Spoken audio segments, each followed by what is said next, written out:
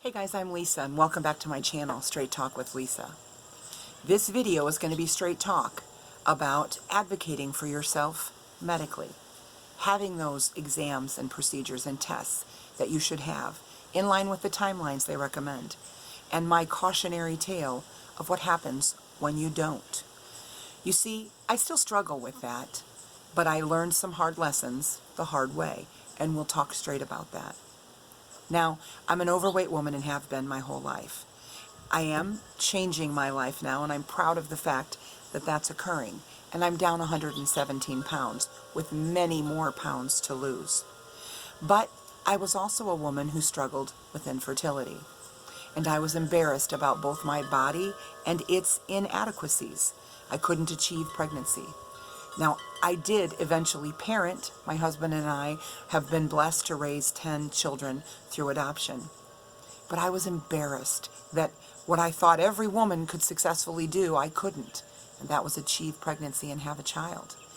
And that cycled into the eating that I did compulsively, and it added to the weight gain, which added to the embarrassment and the shame. I now know I need to be embarrassed of neither.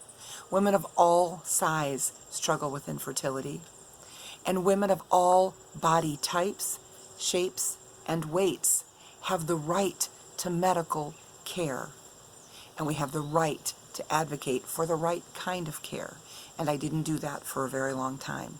I had gynecological issues my entire life, from the time I was 14, and as soon as I stopped trying to achieve pregnancy, I stopped going to the doctor because I was embarrassed about my body. And eventually, the problems worsened. And do you know what I did? I ignored them. And I continued to avoid the doctor. Until eventually my husband said, "You can't keep doing this. You're so plagued with worry about what these problems may indicate that you're not functioning well."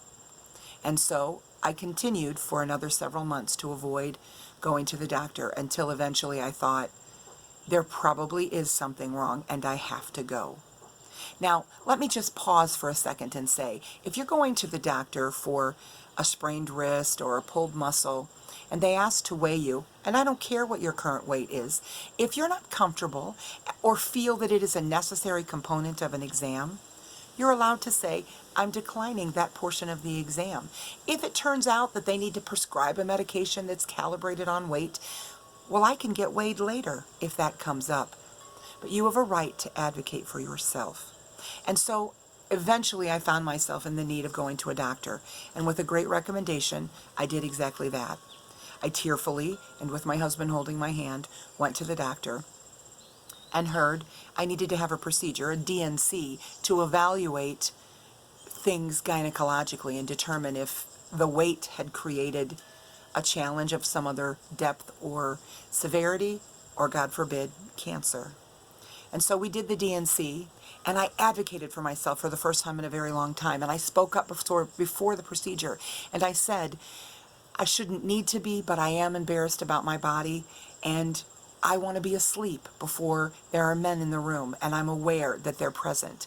And I said, I want to be covered up as much as possible. I spoke up. Please speak up. They will make modifications for you. I hope because they want to, as I experienced, and if not, because they're legally bound to. They need to be accommodating you. I had the DNC. The results weren't great. They weren't catastrophic as I feared, but they weren't great. And that resulted in the need for a hysterectomy. I grieved that a bit. I was a woman in my 50s already, and I knew that I wasn't going to have children, but it was still difficult for me, but I needed to have it. And you see, I'd waited to the point that when the final pathology came back, thankfully I was at an unstageable level of cancer with no additional treatment needed, but there were cancer cells present. And so I'm sharing all of this to say, you have a right to say, I deserve medical care. Please stop being so embarrassed. You will pay with your life. Step forward, advocate, accept yourself enough to say, I deserve at least the minimum level of care that every human being does, and that's an annual physical. I haven't achieved all of my goals from a health perspective. And I'm still behind in having a mammogram with a family history of breast cancer, and I'm going to be scheduling that because I need to. And so do you. You not only need to, you have a right to. Think about me if you need to, and the fact that while I dodged the worst of it, I lived for years with bleeding I shouldn't have needed to live with an embarrassment of things and conditions that are true of women of every size. And you don't need to do the same. And if you are, please stop today. Please stop today. Pick up the phone and say, that girl on Straight Talk said at 484 pounds, she went to a gynecologist and got the intervention that she needed and that she deserved. And you deserve it too. Stop yourself from stopping treatment before it's too late. There are lots of things out there we can prevent, and it's a lot easier to manage when we prevent and don't have to treat. Think now, today, about taking care of yourself, advocating for yourself, starting now. It doesn't matter what was, you have only now to focus on what will be. So as you think about that exam that needs to come up, think about Lisa and say, she did it, I can do it. Schedule the appointment. Take a friend. If I live in your area, I'll go with you. Find someone, a spouse, a trusted friend who will say, I'll go with you. I'll do this with you.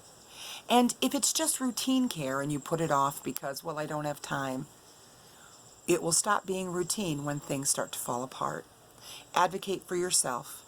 Think about that that's what this channel will be about, learning about talking straight about a number of things. Subscribe, hit the notification, and don't put off another day taking care of yourself.